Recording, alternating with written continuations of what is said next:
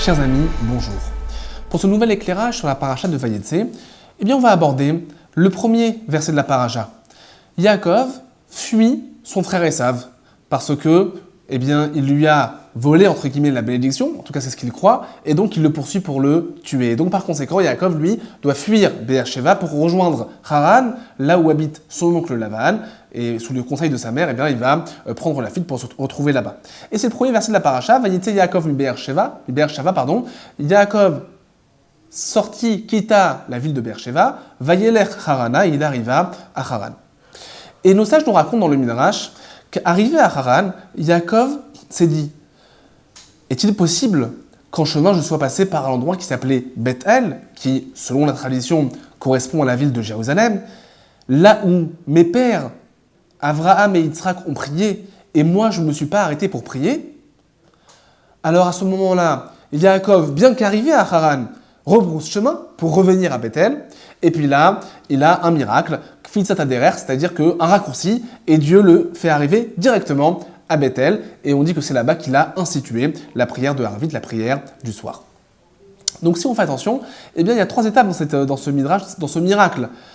La première, la prise de conscience. Est-il possible que je sois passé à l'endroit où Avraham et Yitzhak ont prié et moi je n'ai pas prié? Le deuxième, c'est la mise en route pour arriver à l'endroit. Donc Yaakov va marcher pour rejoindre Beth-El. Et puis le troisième, le miracle, où Dieu finalement va faire en sorte que Yaakov arrive directement à Beth-El. Là-dessus, il y a une très belle analyse du Rav Shlomo Issachar Tertel. Le Rav Tertel était un des plus grands érudits de Hongrie pendant l'entre-deux-guerres.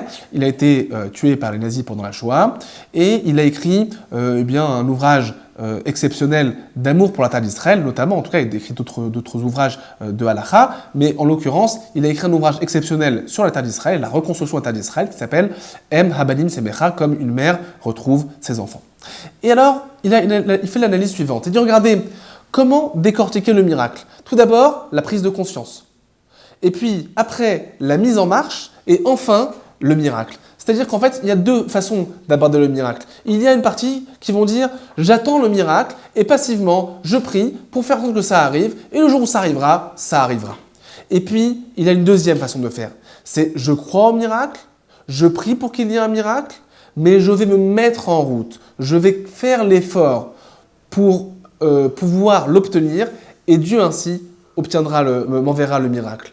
Nous dit le Rav Tertel, la deuxième approche est la bonne, parce que c'est celle de Yaakov. Yaakov, lui, se dit « Attends, je suis passé à côté de Beth-El, j'ai pas prié ». Donc il a une prise de conscience. Donc il y a véritablement une prise de conscience, une amertume. J'ai envie de quelque chose, je vais prier pour quelque chose. Je souhaite, j'ai une aspiration pour arriver à quelque chose.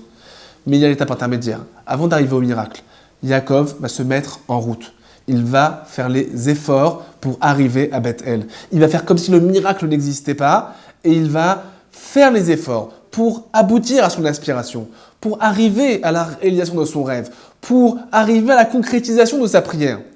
Au bout de quelques pas, Dieu va lui donner le miracle et va le faire arriver effectivement à Beth-El par ce fameux raccourci. Et finalement, c'était une leçon pour nous dans nos vies.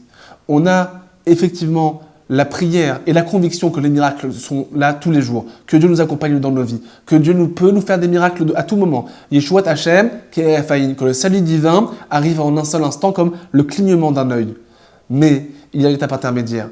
Bien que nous croyons, bien que nous prions, il faut cette mise en marche. Il faut dire, c'est vrai, mais lançons les étapes, lançons les choses. N'attendons pas que les choses se fassent. Ne soyons pas des croyants passifs, mais des croyants actifs. Ne soyons pas simplement dans l'attente, mais dans la progression. Et donc finalement, le retour de Yaakov à Beth-El, qui est finalement le retour de chaque juif envers son héritage, il se passe par 1. La prise de conscience, 2. L'effort de faire la démarche pour y arriver, et après 3. L'assurance que Dieu fera un miracle pour que chacun puisse arriver à bon port. Shabbat Shalom.